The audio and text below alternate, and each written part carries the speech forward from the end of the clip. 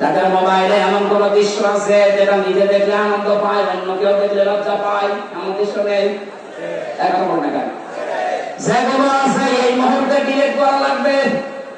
যেটা নিজে দেখলে আনন্দ পাচ্ছেন, অন্য কেউ দেখলে আপনি কষ্ট পান, লজ্জা পান, এই দৃশ্যটা হারাম। এটা এই মুহূর্তে ডিলিট করা লাগবে। কারণ তারা ডিলিট করবেন, হাত তোলেন তো।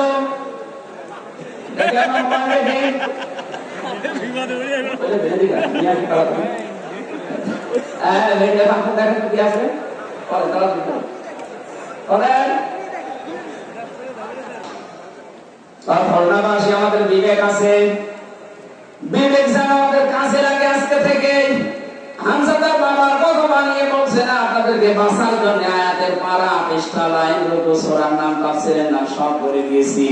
এরপরও যদি কারো বিবেক কাজে না লাগে, আমার মনে হয় ওর বিবেকের উপরে কুকুরে পোষা পড়ছে। তারপরও বলছে ঠিক। আশা করছি বিবেকটা কাজে লাগাবেন। বিবেক যদি সত্যি আপনার কাজে লাগে, আপনি রাস্তা পেয়ে যাবেন। কিন্তু যে মানুষগুলো জুলুম করতে করতে মানুষের বিরুদ্ধে অপপ্রচার করে, মানুষকে দুনিয়ায় অপরাধী বানানোর জন্য যারা চেষ্টা চালিয়েছে, এদের বিবেককে আল্লাহ মেরে ফেলেন। সূরা আনফালের 23 নম্বর আয়াতে আল্লাহ জবাব দিয়েছেন, ওয়ালাউ আলিমাল্লাহু ফীহিম খায়রান লাআসমা'আহুম ওয়ালাউ আসমা'আহুম লাতাওয়াল্লাউ ওয়া হুম মু'রিদুন। ওই মানুষগুলো তো শুনবে না। আপনি যতই তাদেরকে শোনানোর চেষ্টা করেন, ওই মানুষগুলো শুনবে না। না শোনার পেছনে কারণে ওদের শোনার মতো যে মন, এইটা আল্লাহ নষ্ট করে দিয়েছে ওদের অপরাধের কারণে। এখানে ফেরাউন যখন ডুবে যাচ্ছিল, ওই সময় কিন্তু শেষ কথা ছিল এটা, আন্নাহু লা ইলাহা ইল্লাল্লাযী আমানাত বিহি বানু ইসরাঈল। বলেছিলাম ঈমান আনলাম ওই আল্লাহর উপরে, যে আল্লাহর উপরে ঈমান এনেছে বনি ইসরাইল সম্প্রদায়। আমি তো মুসলমান। আল্লাহ বলেছেন আল্লাহ। এখন তাফসীরে আমি হাক্কানিতে পড়েছি, জবাব দিয়েছেন মুফাসসিরিন ইকরাম, ওকে আল্লাহ পাক জিবরাইলকে কেন বললেন মুখের উপরে কাঁটা লাগিয়ে দাও? এই জন্য বলেছিলেন কারণ লোকটা আল্লাহর একাত্মবাদের ঘোষণা দিয়েছিল, কিন্তু ওই জামানার প্রেরিত পুরুষ যিনি, ওই জামানার নবী রাসূল যিনি হযরত মুসা, তাকে সে স্বীকার করেনি।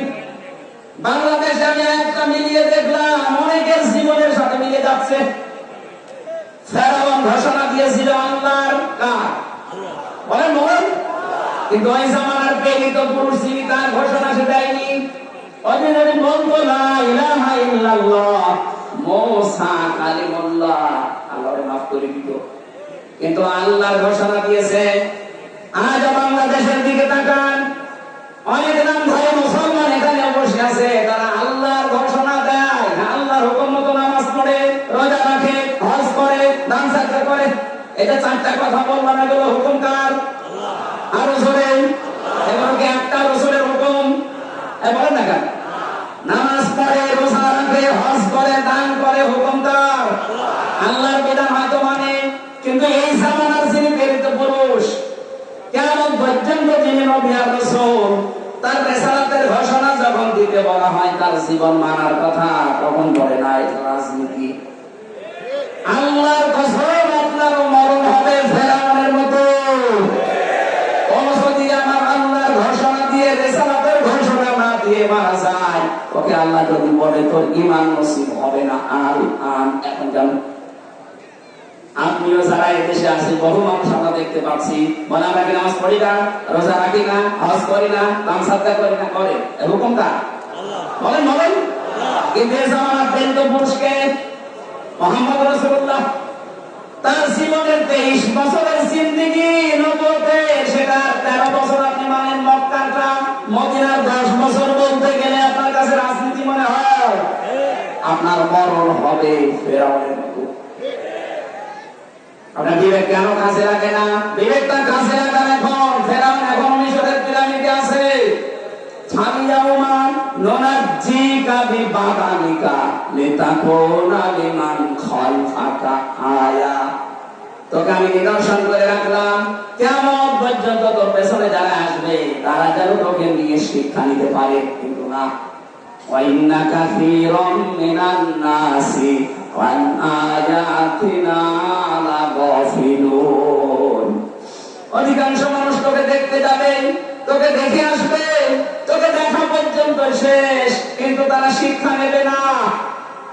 এই দেশে যারা দায়িত্বে ছিল, অনেক মানুষ বাইরের বিভিন্ন দেশ ভ্রমণ করেছে, ওখানে যাওয়ার পরে বিভিন্ন নিদর্শন গুলো দেখেছে, কিন্তু দেখার পরে তাদের বিবেকে কাজ করেনি, বিবেক মরে গেছে।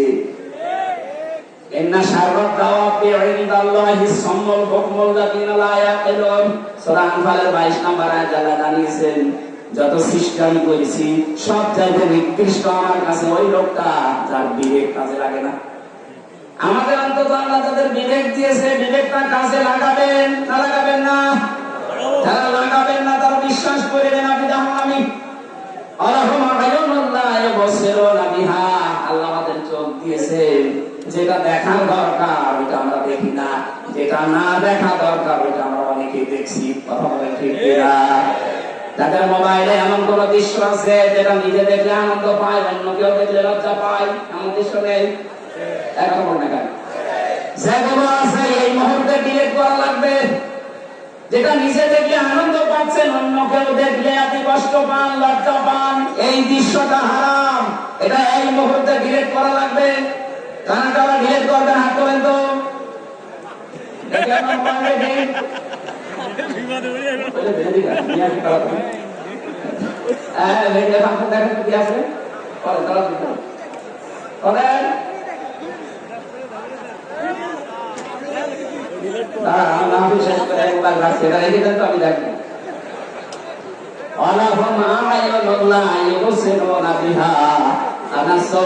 দেখবো আপনি না দেখার ভান করেছিলেন।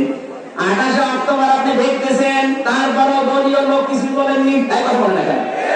আজকে ওর 100 ভাগের 1 ভাগ কিছু হলে আপনি চিল্লিয়ে ওঠেন কেন? ওই সময় আপনার বিবেক মরে গেছে, ওই সময় আপনার শখ ছিল না। ওদের কান আছে কিন্তু ওরা শুনেনি, দুনিয়ার সব কিছু শুনতো, আমার কোরআনের কথা শুনতো না। কথা বলে ঠিক কিনা? কত কিছু রেডিওর পর্দায় শুনতেন, টেলিভিশনে শুনতেন, পত্রিকায় শুনতেন, শোনার পর বলতেন না, খালি বিভিন্ন রকমের মিথ্যা ট্যাগ দিয়ে আপনি সব ছেড়ে যেতেন। আপনার বিবেকটা, এই কানটা, চোখটা কি করেছিলেন? এই তিনটি ইন্দ্রিয় শক্তি যারা কাজে লাগায় না, ওরাই কাকাল আনাম। আল্লাহ বলেন ওগুলো মানুষ না, চতুষ্পদ জানোয়ার। বামহুম আগম, তার চাইতে নিকৃষ্ট। বলেন নাউজুবিল্লাহ। ওলাইকা হুমুল গাফিলুন, তারা গাফিল। আল্লাহ এই আয়াতটা বাস্তব জীবনে আমরা যেন সেট করতে পারি, সেই তৌফিক দাও। বলেন আমিন। আবু হুরায়রা রাদিয়াল্লাহু তাআলা আনহু থেকে বর্ণিত হাদিস পড়েছিলাম, মান কারাআল কোরআনা, যে ব্যক্তি কোরআন পড়ে, আর এই উদ্দেশ্য নিয়ে 65 বছর আগে মাদ্রাসা কায়েম করা। কথা বলেন ঠিক কিনা?